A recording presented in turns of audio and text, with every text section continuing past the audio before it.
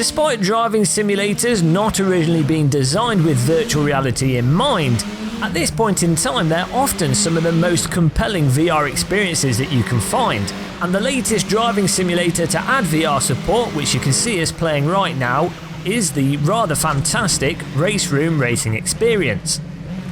Listed in their latest update as their first VR pass, you can see that despite the game being a DirectX 9 game, they've managed to get both the menus and the actual driving to work in VR. As it is right now, the game runs pretty heavily, and as a result it's very hard to hit a constant 90 FPS even if you turn the graphics to their lowest settings.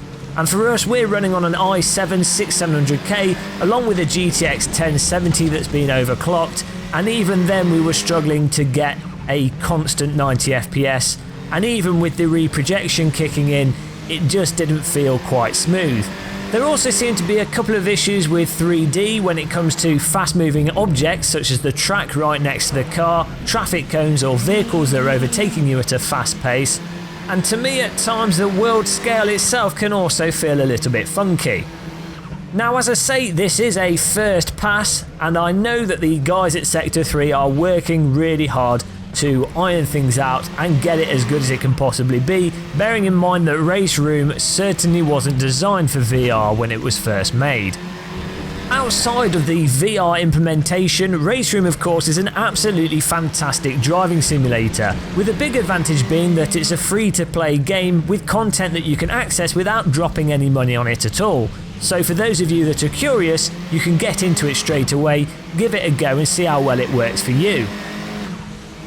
Of the cars that you do have to buy in RaceRoom, I have to say some of the most enjoyable are the 90s DTM cars, which will have you soaring away at your steering wheel as if you were Captain Blackbeard, piloting your galleon through a thunderstorm.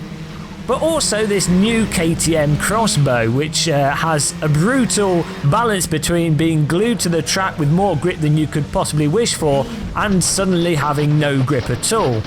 Certainly a car to keep you on your toes.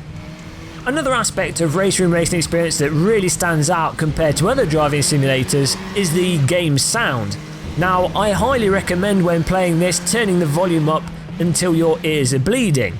Permanent damage to your auditory system might sound bad, but I can assure you, as long as it's caused by a RaceRoom racing experience, it's well worth it. And again, the 90s DTM cars are pretty much where it's at if you want the full death by sound experience. As you can see in the video, we're driving against artificial intelligence, and for the most part the AI in RaceRoom put up a good fight and can be really enjoyable to drive against, especially if you start towards the back of the grid at the beginning of a race. Another bonus as well is that RaceRoom supports up to 32 cars on the grid, so if you do start at the back you're going to have to drive for a long time before you get to the front. And if you're at the front and inevitably spin somewhere, you'll have to fight a long time to work your way back up to the front again, as the AI will all zoom past you, making you feel inadequate. And after all, that's why everyone plays driving simulators, to compound that feeling of dread, woe and general inadequacy at life.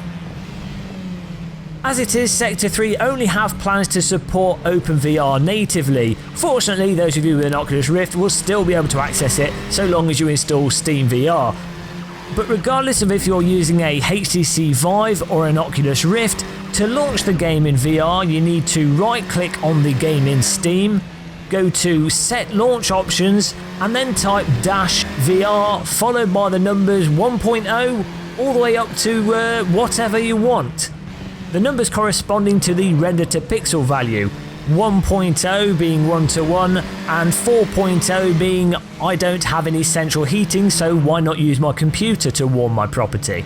Generally speaking, most people probably want to turn the graphics down in game and try and run at a value of 2.0.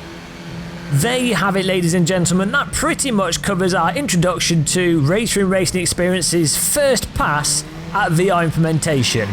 As I say, it's early days, but it's certainly very exciting for the prospect of us having another fantastic driving simulator to play in VR. In the video description I've placed a link to the Steam page where you can download RaceRoom Racing Experience for free and check it out for yourselves. I've also got links to our social media which you're welcome to click on should you have enjoyed this video, and if you did enjoy the video, please click the like button and subscribe to the channel so that you're kept up to date with our future content. Until the next video, goodbye everybody.